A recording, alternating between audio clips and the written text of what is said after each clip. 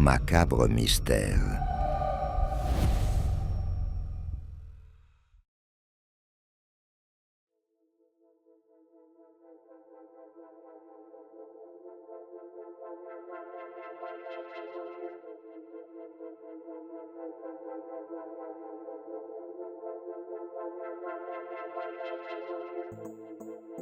En 1980, en Champagne, les plaines s'étendent à perte de vue, ponctuées de routes droites et monotones qui relient Châlons-en-Champagne à Mourmelon-le-Grand.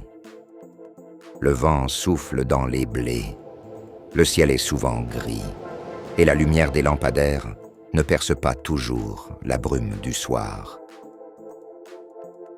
Sur ces routes désertes, les militaires en permission font du stop, espérant rejoindre leur base ou rentrer chez eux après une longue semaine. Mais certains ne reviendront jamais. Au départ, les disparitions semblent isolées. Un soldat manque à l'appel, un autre, puis un troisième. Aucun lien évident, rien qui puisse éveiller l'alarme. La gendarmerie évoque des déserteurs, des coïncidences malheureuses. Tous les disparus sont de jeunes hommes, souvent militaires, vus pour la dernière fois sur ces routes, et tous convergent vers la même zone, Mourmelon-le-Grand. Plusieurs victimes étaient des civils routards, faisant du stop sur les mêmes axes. Les enquêtes se croisent, mêlant militaires et civils, mais rien ne semble les relier, sauf une présence invisible et inquiétante.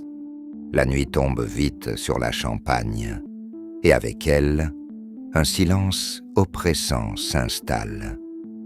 Les phares des voitures, qui passent parfois sur ces routes, ne suffisent pas à dissiper la peur qui s'installe dans l'esprit des jeunes hommes. Chaque clignotement au loin, chaque moteur au loin, devient suspect. Une tension sourde s'infiltre dans les villages voisins. La peur est diffuse, insidieuse. À cette époque, les disparitions civiles et militaires sont traitées dans des circuits totalement distincts. Aucun système ne permet de croiser les signalements, et chaque absence est gérée comme un cas isolé, empêchant toute compréhension globale du phénomène.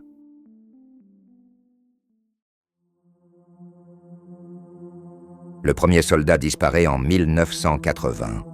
La base signale sa disparition, mais les hypothèses officielles minimisent le problème. Un autre jeune homme disparaît peu après, et encore un autre. Les familles s'inquiètent et alertent les autorités, mais l'armée reste silencieuse, comme si la routine des disparitions faisait partie d'un tableau que personne ne voulait regarder en face. Dans les années 1980, une disparition d'appelé est d'abord considérée comme une question administrative. La qualification judiciaire intervient parfois des mois plus tard, laissant aux familles le sentiment d'un abandon institutionnel. En clair, c'étaient ceux qui refusaient d'effectuer leur service militaire.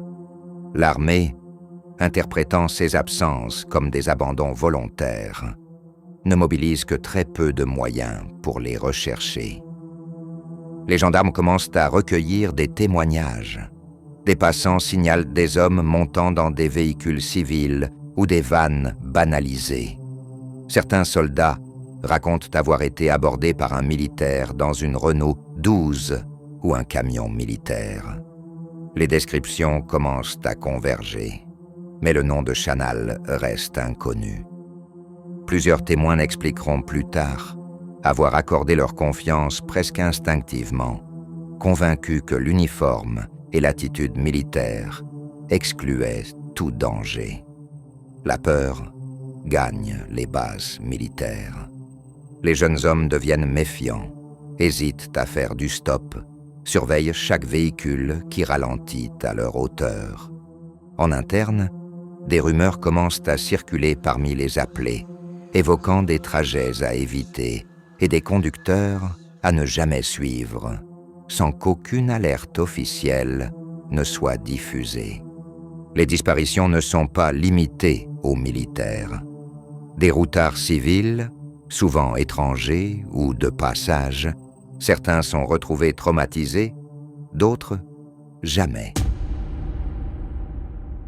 Le schéma devient clair pour les enquêteurs. Un prédateur rôde, méthodique, patient, capable d'attendre le moment parfait pour frapper. Pierre Chanal est adjudant au 4e régiment de dragons de Mourmelon. Il est respecté par ses pairs. Un modèle de discipline, sportif, solitaire, précis. Son uniforme est toujours impeccable, son regard contrôlé. Personne ne soupçonne les pulsions qui bouillonnent derrière son masque. Ses évaluations militaires sont excellentes et aucun signalement disciplinaire ne figure dans son dossier au moment des faits. Pourtant, derrière la façade du militaire irréprochable, Chanal est un prédateur méthodique. Il choisit ses victimes, les observe, les attire dans des véhicules banalisés ou des camions militaires. Son contrôle sur les jeunes hommes est complet, sa patience infinie. Il connaît les routes comme sa poche et utilise la solitude des chemins pour exercer son pouvoir en toute discrétion. Les enquêteurs établiront plus tard que cette maîtrise du cadre militaire constitue le socle de son emprise psychologique sur les victimes. En 1988, un jeune homme d'origine tchèque est retrouvé traumatisé sur une route proche de la base. Ses yeux révèlent l'horreur. Il raconte des jours de séquestration, des violences sexuelles, des humiliations. Tout est planifié, chaque acte exécuté avec froideur et précision. L'homme qui l'a retenu est calme, méthodique, presque invisible. Ce témoignage devient l'un des rares récits directs permettant de documenter précisément les méthodes du ravisseur. Ce témoignage oriente enfin la police vers Chanal. Le jeune homme identifie la camionnette, les menottes, les cordes et la maison isolée où il a été détenu. Des photos découvertes montrent des jeunes hommes attachés, filmés dans l'obscurité, certains visages flous, capturant la peur pure. Le rituel de domination est évident, mais aucune preuve directe de meurtre ne permet encore de l'inculper pour ses crimes. Chanal nie tout, répondant aux accusations avec un calme glaçant, comme si le monde entier était aveugle à ses crimes. Les supports photographiques et vidéos saisis confirmeront la répétition des faits sur plusieurs années, malgré l'impossibilité d'identifier toutes les victimes. Entre Mourmelon et Saint-Dizier, les gendarmes parlent de « la route de la peur ». Les disparitions continuent, toujours nocturnes, toujours isolées. Les recherches dans les bois, les fossés et les champs restent vaines. Certains corps seront découverts des années plus tard, trop dégradés pour être formellement identifiés.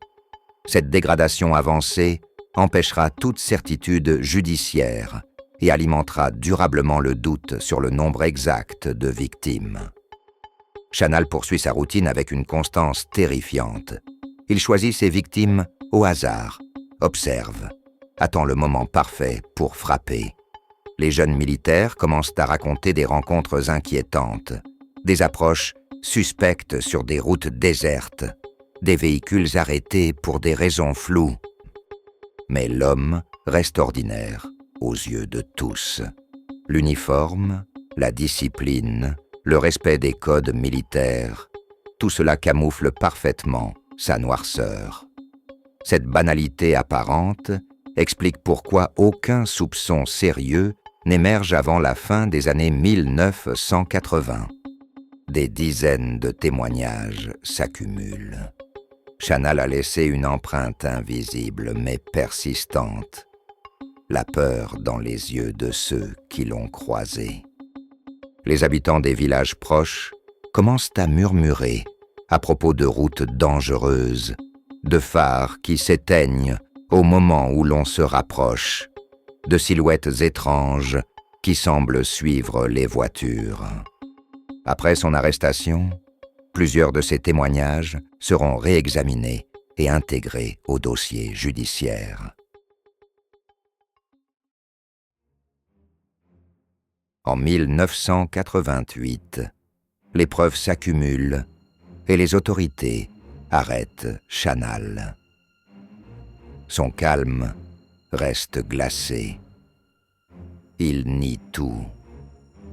Psychologues et enquêteurs décrivent un homme méthodique, dominateur, incapable d'empathie. Les expertises psychiatriques concluent à une pleine conscience des actes et à une absence totale d'altération du discernement. Lors de la perquisition, des cassettes vidéo sont découvertes. Des hommes attachés, terrorisés, filmés dans l'obscurité. Les visages sont flous, les gestes impuissants. La façade de l'homme respectable s'effrite. Pour la première fois, les enquêteurs comprennent qu'ils ont affaire à un tueur en série insidieux. Ces enregistrements sont considérés comme des pièces majeures du dossier, rarissimes dans les affaires criminelles françaises de l'époque. Chanal sera condamné en 1990 pour agression sexuelle et séquestration. Mais certains meurtres restent partiellement non élucidés, laissant une zone d'ombre sur l'ensemble de sa carrière criminelle. Le procès révèle la froideur du prédateur. Chaque acte, chaque victime, chaque séquestration est passée au crible. Les familles racontent la peur et l'angoisse des années de disparition. Les survivants témoignent de leur terreur. Chanal observe, calme, impassible. Son absence totale de remords glace la salle d'audience. Malgré la gravité des crimes, certaines affaires restent sans résolution complète. La justice condamne Chanal à la réclusion, à perpétuité. Mais aucune peine ne pourra jamais restituer la vie perdue à ses victimes. Plusieurs familles dénoncent alors les lenteurs institutionnelles qui ont permis aux prédateurs d'agir pendant des années. Le procès, long et éprouvant, est marqué par des témoignages bouleversants, des analyses de criminologues, des experts en psychologie et en comportement des prédateurs. Chanal refuse de reconnaître ses actes, conservant son masque de discipline et d'apparente normalité. Les experts décrivent un homme capable de se fondre dans la normalité tout en nourrissant des pulsions meurtrières. Chaque acte est planifié, chaque victime, un outil pour satisfaire un besoin de domination absolue. Chanal démontre que le mal peut se cacher derrière un uniforme, derrière le respect et la discipline. Le danger le plus insidieux est celui que l'on ne voit jamais venir. Psychologues et psychiatres relèvent des traits de psychopathie et de narcissisme extrême. Absence totale de remords, manipulation, froideur calculée, capacité à intimider collègues et victimes. Les experts s'accordent sur un profil de domination absolue, sans culpabilité ni remise en question.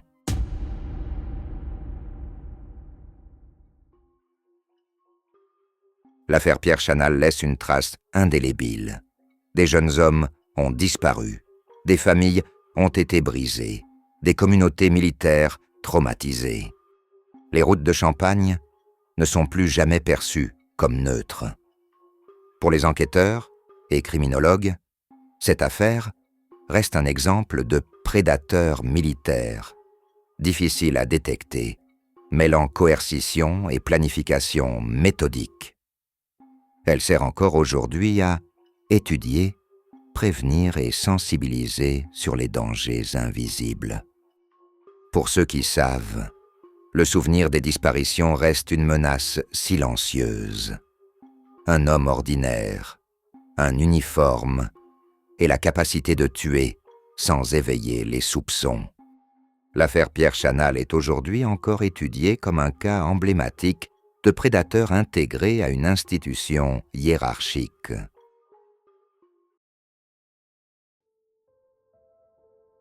Aujourd'hui, les routes désertes de Mourmelon témoignent toujours des crimes de Pierre Chanal. Les arbres, les fossés, les champs sont silencieux. Mais la mémoire des disparus plane comme une ombre. Certaines victimes survivantes continuent de témoigner, rappelant que la menace peut se cacher derrière la normalité.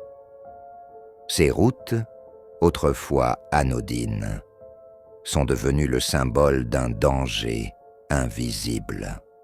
Et quelque part, sous le masque d'un homme respecté, le mal sait qu'il a laissé sa marque pour toujours.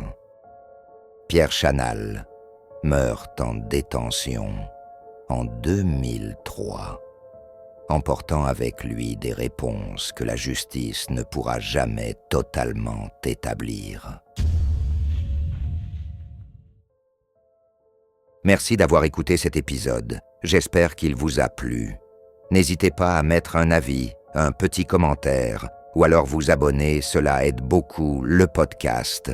Quant à moi, je vous dis à la semaine prochaine pour une nouvelle affaire très connue. Je ne vous en dis pas plus. À bientôt dans Macabre Mystère.